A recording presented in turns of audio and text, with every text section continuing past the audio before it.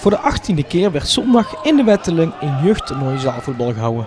De organisatie was in handen van FC Coronas. De eerste reden is dat wij het jeugdzaalvoetbal willen promoten. Omdat er, zeker in onze omgeving, nog weinig door de jeugd gezaalvoetbald wordt. En het is een hartstikke mooie, attractieve sport. Dus dat stimuleren wij en we hopen ook dat meer verenigingen het op willen gaan pakken om in de toekomst ook te gaan doen. En daarnaast is de start van een nieuw seizoen. Een nieuw zaalvoetbalseizoen voor de jeugd. En dit is een mooie gelegenheid voor de spelers om de krachten te meten met elkaar. Te zien waar ze staan voordat volgende week de competitie begint. Vandaag zijn het team uit Eindhoven, Tilburg, Sint-Michiels-Gestel. Ook verder weg uit Ede, Almere en Bergen op Zoom. Het jeugdteam onder 17 speelde 's middags hun wedstrijden en voor de spelers onder 13 stond het toernooi in de ochtend op de planning. Ja, die wedstrijden zitten er nu op. Hoe is het gegaan? Ja, best prima. Veel jongens zijn nieuw gekomen en ik zit er al sinds vorig jaar op. Met ook nog een paar. Dus ja, het ging best prima, ja.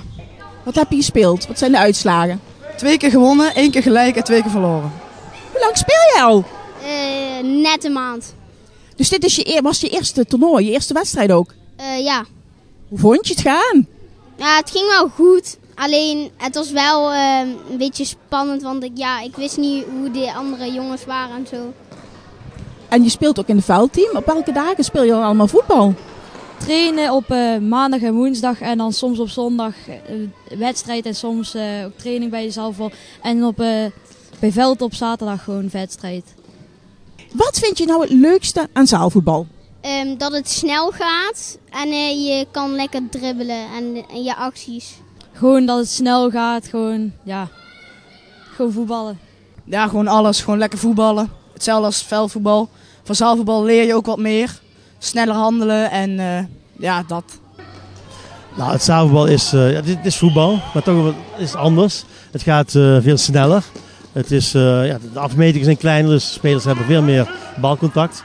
Je bent als team continu aanvallen aan het verdedigen. Je moet alles doen en kunnen. En daarom is de sport ook zo uitermate geschikt voor de ontwikkeling van voetballers.